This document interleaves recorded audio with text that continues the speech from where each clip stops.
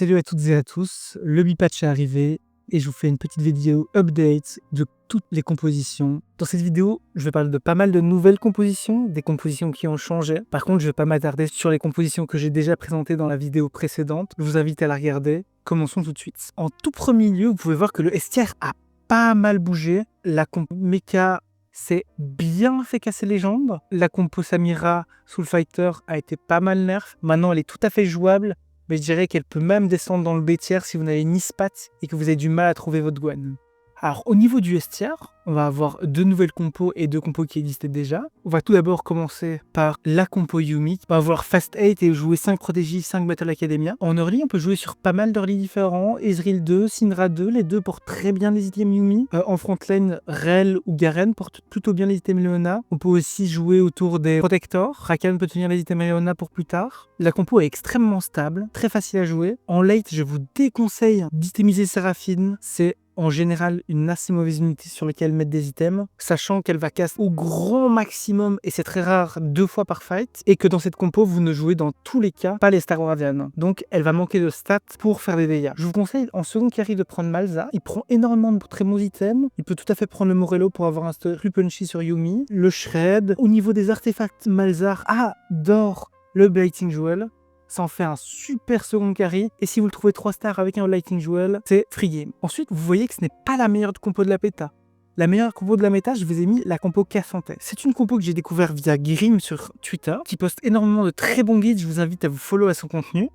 Qui présentait une compo qui avait vu jouer par Voltariux, que je ne présente plus, un des plus grands joueurs français de TFT. Alors la compo va comme ci. On va vouloir jouer 4 protecteurs pour avoir une frontline assez solide et jouer Akali et Cassante du haut carré. Pour jouer ça, vous avez absolument besoin, c'est pas possible de faire sans, du fruit All Out sur Cassante, qui va lui permettre de directement passer en transe. Alors on va voir du coup le stuff comme un combattant. Il va se heal via son passif et via Spectre, ce qui fait qu'il n'est pas nécessaire de humer forcément de heal. Une IE est nécessaire.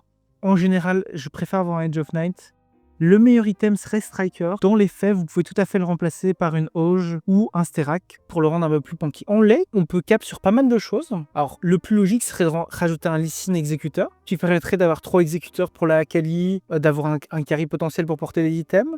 On peut tout à fait aussi rentrer Gwen, qui va rentrer avec Kennen Sorcerer. Vous savez à quel point Gwen peut faire des dégâts, si vous avez des items AP en trop.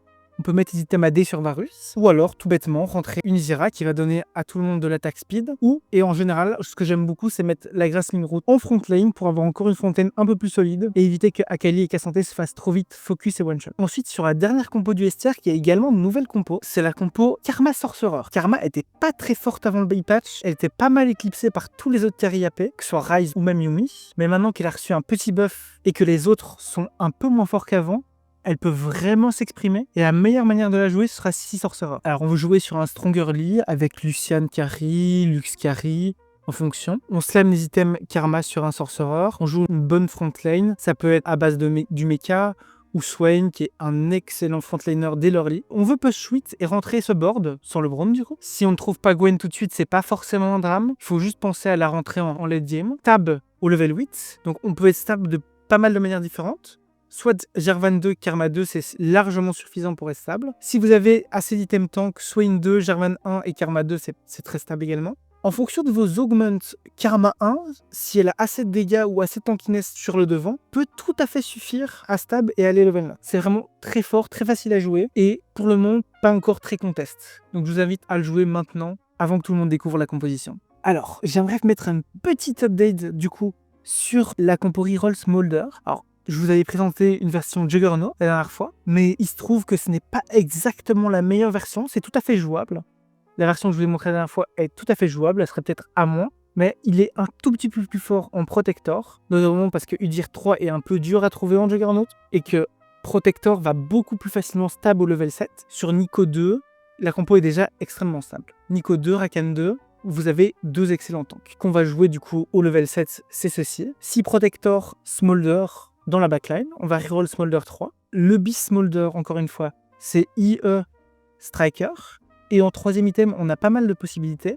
Soit on fait une Shojin, soit on fait une Ginzo, mais il prend aussi énormément de très bons artefacts, notamment la Mana Zane Et le nouvel artefact, le Dawncore, est probablement un des meilleurs sur lui, parce qu'il va déjà baisser son mana max via son level 30, et vous allez avoir un Smolder au bout de 1 ou 2 castes qui va pouvoir vraiment mitrailler les ennemis avec un cast qui va ne lui coûter que 10, ce qui fait des dégâts absolument avec un cast à 10 mana. Si Nico 3 est trop contest, c'est-à-dire qu'il y a par exemple plus de 2 joueurs Star Guardian dans votre DM, vous n'êtes pas obligé de la faire, vous pouvez tout à fait push level 8, essayer de trouver Cassante 2 et à ce moment-là légitimiser lui. A noter que le Shred de Smolder n'arrive que quand il passe level 30, donc si vous voulez jouer la win streak en early, je vous invite à faire un Evon Shroud, sinon il risque de manquer d'un peu de dégâts. Dans les nouvelles compositions que j'ai mis, vous allez voir la composition Caitlyn. Encore une fois, cette composition ne vient pas de moi, elle vient d'un joueur professionnel suédois de TFT. Je vous mets son compte Twitter ici, ainsi que son Wikipédia. Pour l'avoir un peu testée, elle est extrêmement forte et très peu contest, sachant que tous les monstres de Lulu ont des pools différents. Donc les gens qui vont reroll Smolder ne vous prendront pas Voramus. Ça, c'est très intéressant à savoir. La composition est très facile à jouer. On veut éviter de se faire bait à jouer les 7 avec Battle Academia. Ça va coûter trop cher et ne pas amener assez de dégâts par rapport à Sniper. On veut avoir une game assez classique, en général win streak jusqu'au level 7 où on veut reroll pour Caitlyn et Ramus. La composition est tout particulièrement broken via l'augmente Water Lotus, qui va essentiellement donner à Caitlyn de la mana quasi illimitée, c'est-à-dire que chaque petit tick de la compétence de Caitlyn peut crit, et donc amener 15% de mana via Water Lotus. Tant que c'est pas patch, Caitlyn avec cette augmente, la composition sera probablement S tier. Et encore une fois, elle n'est pas encore très jouée, donc je vous invite à la jouer avant que les gens découvrent cette tech et commencent à en abuser. Et enfin, je vais vous présenter une dernière compo que je m'étais retenu de mettre dans ma première vidéo.